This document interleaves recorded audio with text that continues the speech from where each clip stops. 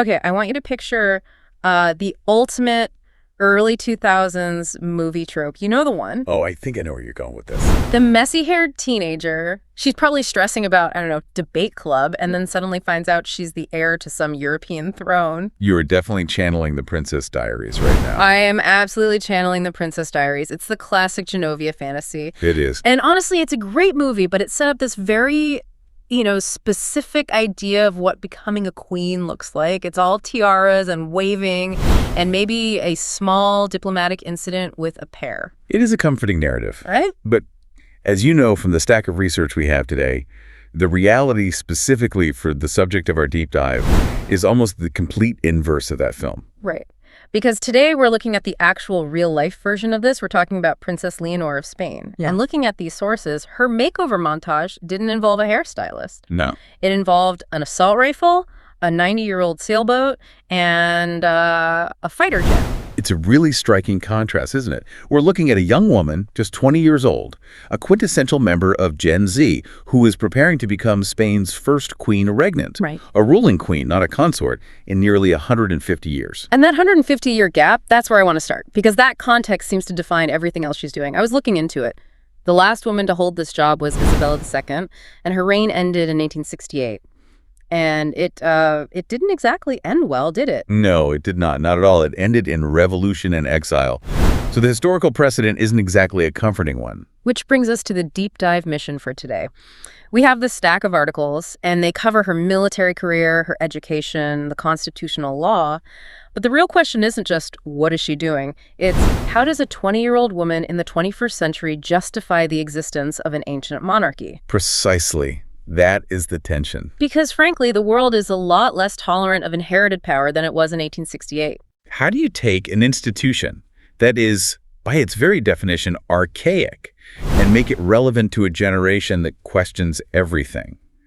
The answer, judging by Leonor's trajectory, seems to be this relentless, almost exhausting pursuit of hypercompetence. Hypercompetence is a great way to put it. Okay, so let's look at the lineage first, just to set the stage.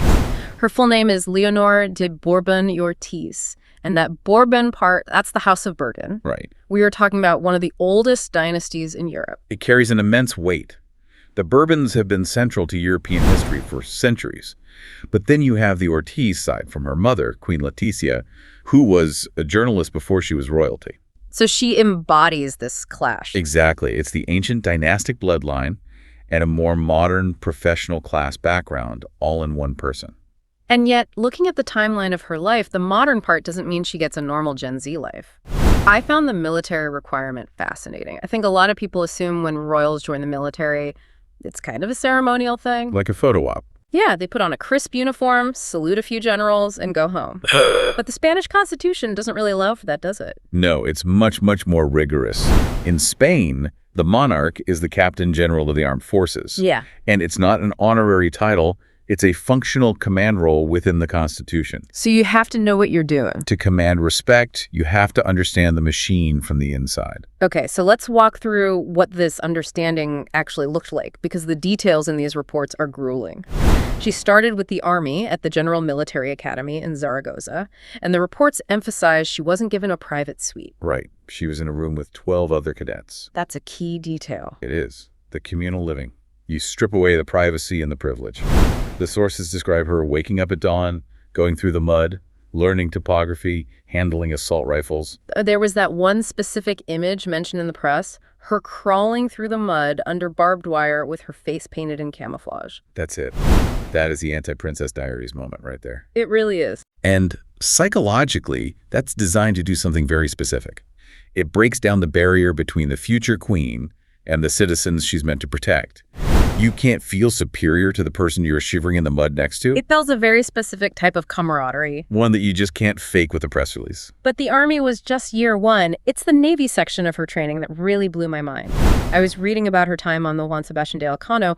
When I first saw Navy training, I assumed she'd be on some high-tech frigate. With Wi-Fi and air conditioning? Exactly. But this ship, this is a relic, right? It's a four-masted topsail schooner built in the 1920s.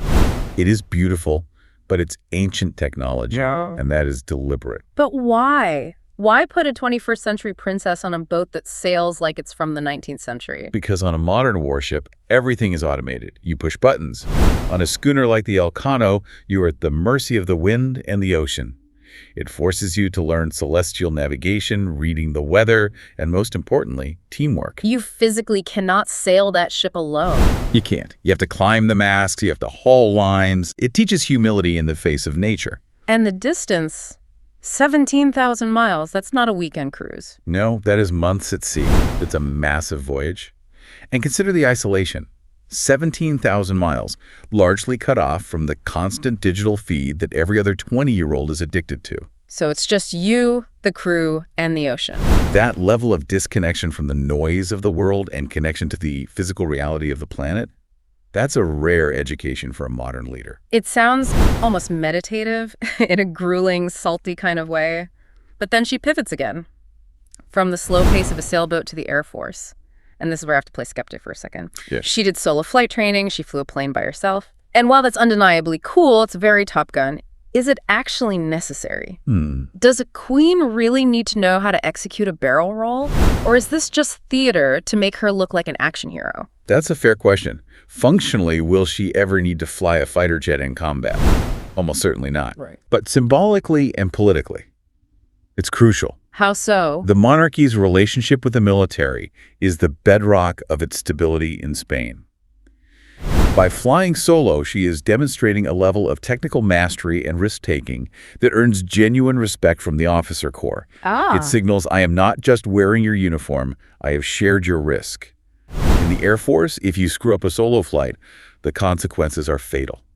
There's no security detail up there with you. That's a good point. It's about skin in the game. It proves she's not just a passenger. And the source mentioned this was a first for a Spanish royal woman. Right? Yes, no other female royal in Spanish history has completed that trifecta. Army, Navy, Air Force, including solo flight. It completely rewrites the script on gender expectations for the role. So she's mastered the hard power side of things, the military, the discipline. But we also have to talk about the soft power. Because after she took off the flight suit, she didn't just go back to the palace, she went to school. Correct. She attended UWC Atlantic College in Wales. Which, let's be honest, has a bit of a reputation. I've heard it called the Hogwarts for hippie aristocrats. It's this castle in Wales where royals and refugees study together. That is a colorful description, but not entirely inaccurate. Yeah. It is known for its intense focus on international understanding and peace. It's where the global elite send their kids to learn how to save the world. But looking at her academic file, it's the languages that stood out to me. The sources list Spanish, obviously, and English, but then it lists French, Arabic, and Mandarin. The big three of diplomatic leverage. Exactly. But why those specific ones? I get French. It's the language of European diplomacy. But why Arabic and Mandarin? Is she just trying to show off, or is there a strategy there? Oh, there is absolutely a geopolitical strategy. Think about Spain's position on the map. It's the bridge between Europe and North Africa. Okay. Spain has a complex, centuries-old history with the Arab world. For a Spanish monarch to speak fluent Arabic is a massive diplomatic asset.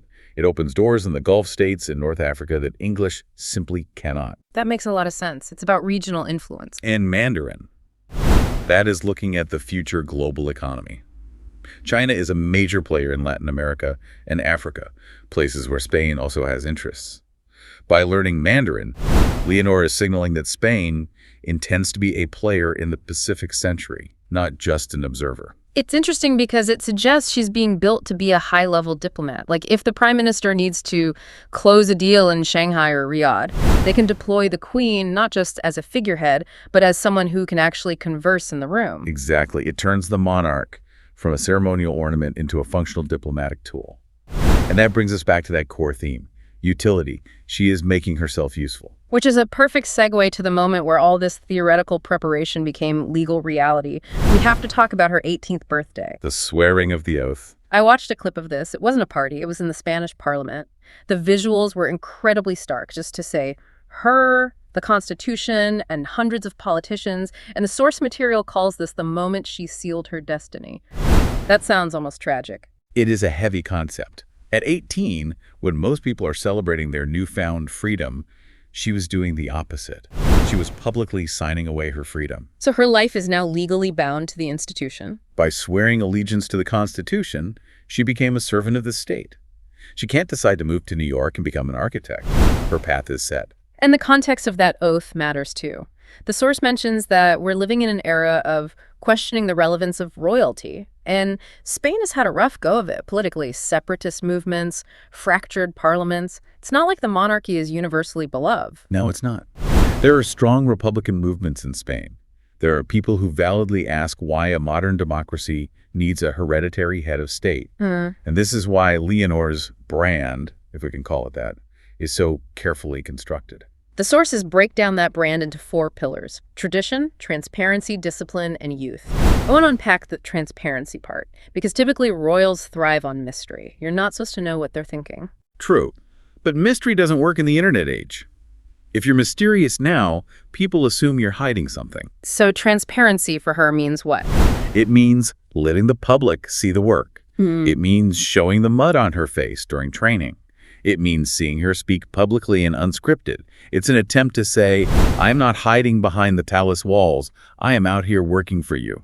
It's almost like she's trying to prove that she's earning her inheritance. Like, yes, I was born into this, but look at how hard I'm working to deserve it. That is exactly it. It is legitimacy through sweat equity. In the past, kings claimed legitimacy from God, the divine right. Leonor is claiming legitimacy through competence. Yeah. I am legitimate because I am the most well-trained, well-prepared person for this job. There's a nickname the press has given her mentioned in the articles, Spain's future, which, talk about pressure.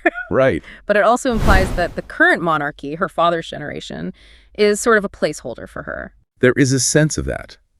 The phrase Leonormania has popped up in the Spanish press. She polls incredibly well, much better than the institution itself. She represents a clean slate. She's not bogged down by past scandals. Exactly.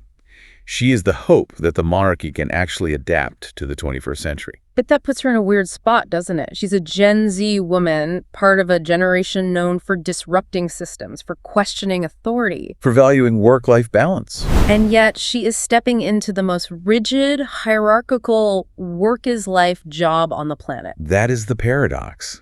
She is a modern woman saving an ancient system. But notice how she's disrupting it. She isn't disrupting it by rejecting it. She's disrupting it by mastering it better than the men before her did. That's a powerful distinction. She's not burning it down. She's engaging with it so intensely that she transforms it. Exactly. And the source makes a really interesting observation that she isn't just waiting in the wings. Usually the heir is a passive role. You wait for the parent to die or abdicate. But the phrasing here is that she is already stepping in. Meaning she's taking on duties now. Yes. She's chairing award ceremonies, making solo appearances.